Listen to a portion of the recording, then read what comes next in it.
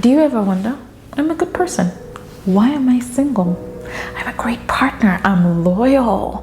I'm dependable. Why is it that I am still single?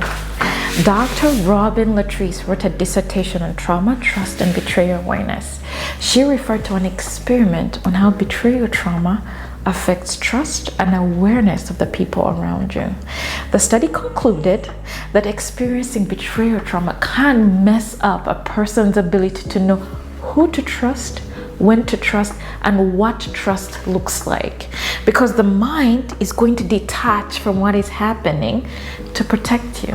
What if I told you that I know the exact steps that you need to take to heal from betrayal trauma in order to attract and maintain the relationship of your dreams? In fact, I just helped one of my clients, Michelle. See, Michelle's an amazing teacher. She's able to extend a level of patience to little children asking how a T-Rex brushes its teeth. The challenge was Michelle was having a rough time dating because she couldn't seem to attract a great guy. She was almost at the point of giving up. Today, I'm going to share with you the exact strategy I shared with Michelle and the steps that you can take to get past betrayal trauma and attract the relationship of your dreams. But first, what's betrayal trauma? When somebody you've trusted lies to you, cheats on you, or manipulates you, you begin to question if you are worthy of love. How can you learn how to trust again? The world as you know it and experience it changes because the reality of what you thought was a close relationship is shattered and you are left behind to pick up the pieces. Before I was a coach or an advocate for healing, before I took the time to study why I was constantly in toxic relationships, I just kept attracting partners who cheat on me and lie to me and manipulate me. And even when I was in a relationship, it felt like I was on the outside looking in. I was always on high alert, waiting for the next betrayal. We have a tendency to go into protection mode, to go into defense mode, making it hard for us to trust others or even ourselves. Have you ever asked yourself, how can I learn how to trust people again? How can I learn to trust myself again? See, that Rachel was always on guard. I was always on the lookout for the next liar, the next manipulator, the next cheater, because it was the only thing I knew. That Rachel pushed people away because being alone felt much safer than being with somebody. I had to learn what trust looks like, when to let somebody in, how to know who to trust and who not to trust. I was my first safety net, my first anchor, and my first friend. See, betrayal is not just about being lied to. It's about the aftermath. The moment you begin to question your own judgment, your own worth, or even your entire belief system. You trusted, you depended, you loved, and now you're left asking, what does safety look like? Is stability real? It goes a little deeper into your mind, making you doubt yourself, and you started asking, am I worthy of love? Am I able to trust again? Am I broken? Which brings me to why. Why is betrayal trauma closely linked to why you're single? Remember how I talked about the importance of safety? When your mind, your body, and your soul are not in a place of safety, it's harder for you to recognize what trust looks like or even what a healthy relationship looks like. Because sometimes we're so blinded by how could I not see this coming? How could I not see he was a liar? How could I not see that he was cheating on me? Before I was a support system, before I learned how to love myself, I struggled with deep feelings of shame and self-doubt. I strongly and harshly judged that version of me for not being able to stop the harm from happening, for missing the signs, for being too easy, for being too weak. I was so angry at myself. I was sad and I was ashamed.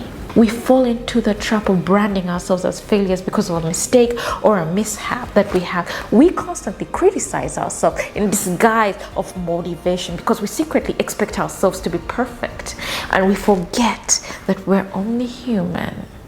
Have you ever caught yourself expecting somebody to cheat on you, to lie to you? Do you see how this can get in the way of you experiencing the relationship of your dreams? The hard truth is that Rachel thought she deserved pain because of her past choices. She thought every bad relationship, is karma getting back at you for one reason or the other. I, Rachel, I had to learn that those relationships are just a reflection of what I feel about myself. I had to learn that I'm not helpless. I can control the people I let into my life. I was my first safe space, my first sanctuary, and my first friend. For many of you, this might be exactly what you need to break past betrayal trauma and attract and maintain the relationship of your dreams. But not all of you, some of you need some extra support. Attached to this video is a link to get a free coaching session. But don't go there now. Let's talk about how to get over betrayal trauma. Now, before I was an advocate for healing, before I took the time to study why women like me are stuck in toxic relationships, I struggled when it came to how I felt about myself. I really honestly believed that because of my past choices, my mistakes, my inability to protect myself from pain, I deserved more pain. I deserved more betrayal, and worst of all, I deserve to be alone.